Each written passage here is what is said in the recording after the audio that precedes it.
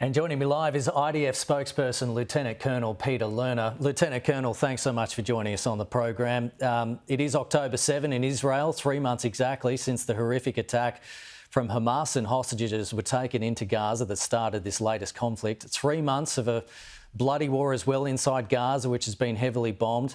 How do you reflect on how the war is going now 3 months on? So from our perspective, we are moving forward. We are achieving our goals. We are implementing the government's directive of dismantling and destroying Hamas as a government entity, as a governing authority, as a governing terrorist entity that utilized the powers of government and built the terrorist army that came into our bedrooms, butchered our babies and abduct families exactly 3 months ago. So we are progressing. Yesterday, we had announced that we completed the first phase of our war effort in the northern Gaza Strip, indeed dismantling all of the battalions, killing some 8,000 terrorists on the battlefield. Yes, I would say the progress is moving forward. We have to change the paradigm. As we just heard in that earlier story, US Secretary of State Antony Blinken is touring the region and has met with Qatar's Prime Minister. He says Israel needs to do more to protect the lives of civilians in Gaza, and the distribution of aid into Gaza needs to be improved as well. What's your response to his latest comments? We are, of course, very attentive to our American allies, especially with the military-to-military relationship that is obviously open, and we are learning lessons from their wars in the region and beyond in the similar types of scenarios. I can say that the humanitarian effort operates hand in hand with the operational effort. We are seeing hundreds of truckloads of supplies going in every day. Over 100,000 tons of goods have gone in. And indeed, that number is not limited from Israel's perspective with regard to humanitarian supplies, medical supplies, shelter capabilities.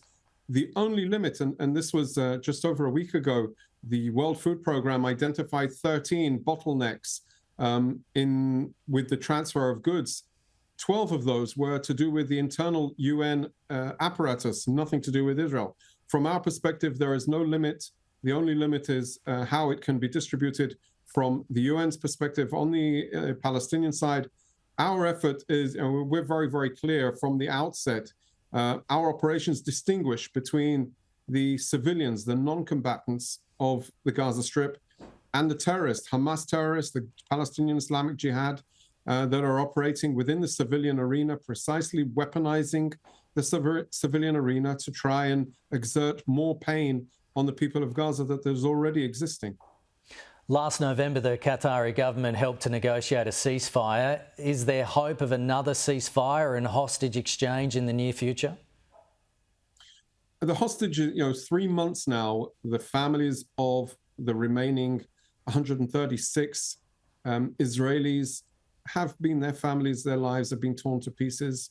The grief and the concern of the nation has come together around those families.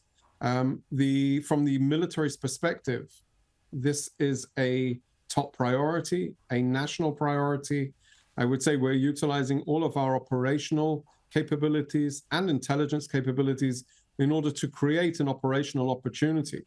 Of course, as you rightly pointed out, in the last week of October, there was an operational pause, indeed, that created a deal that brought home 110 hostages, 86 of those Israelis, and the remaining 24 foreign nationals, mostly Thai and Filipinos.